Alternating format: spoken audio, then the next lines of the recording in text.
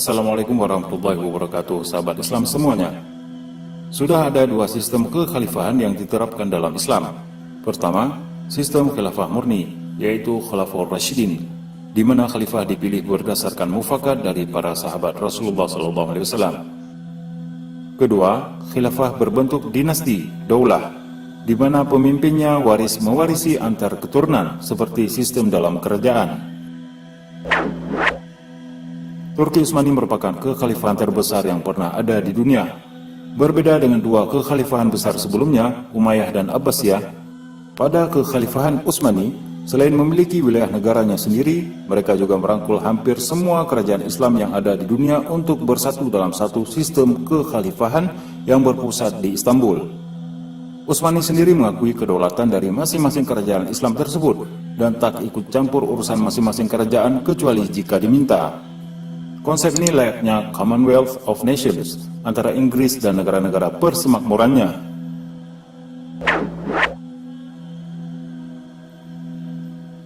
Kesultanan Yogyakarta merupakan perwakilan kekhalifahan Islam di Pulau Jawa.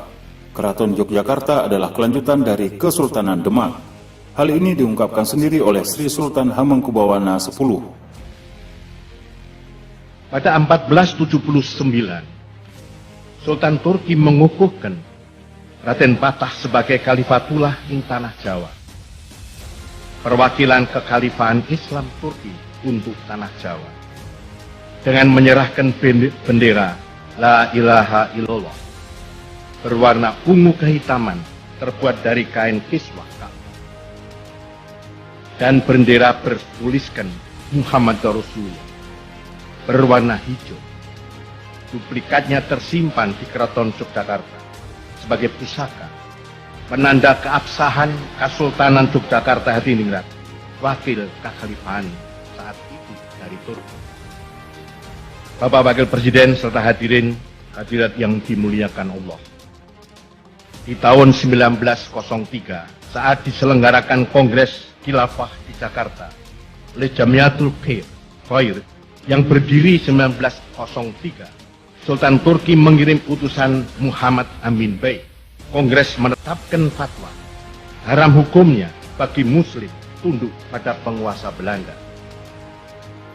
Pada tahun 1924, keruntuhan kekhalifahan Turki Utsmani oleh gerakan Turki Muda pimpinan Mustafa Kemal Atatürk yang ternyata disokong Inggris di belakangnya membuat Kesultanan Ngayogyakarta Hadiningrat menjadi negara dependen yang terikat perjanjian dengan kolonial Belanda.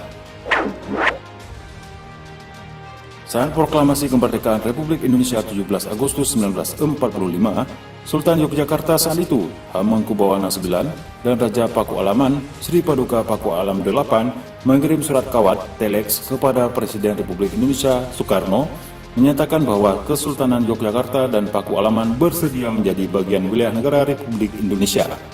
Padahal bisa saja saat itu Yogyakarta memilih untuk menjadi negara independen. Bahkan saat kas Republik Indonesia yang masih belia itu kosong melompong sesaat setelah proklamasi kemerdekaan, Raden Mas Dorojatun, nama asli Hamengkubuwana IX, berinisiatif menyumbang sebagian kekayaan yang dimiliki keraton untuk kas negara, sekitar 6,5 juta gulden. Jika melihat narasi yang berkembang saat ini tentang bahaya khilafah yang dapat mengancam Pancasila sebagai ideologi dasar Indonesia, maka Yogyakarta sudah membuktikan bahwa mereka yang dulunya merupakan bagian dari khilafah ternyata lebih Pancasilais dari pihak manapun dari dulu hingga kini. Wallahu a'lam bishawab.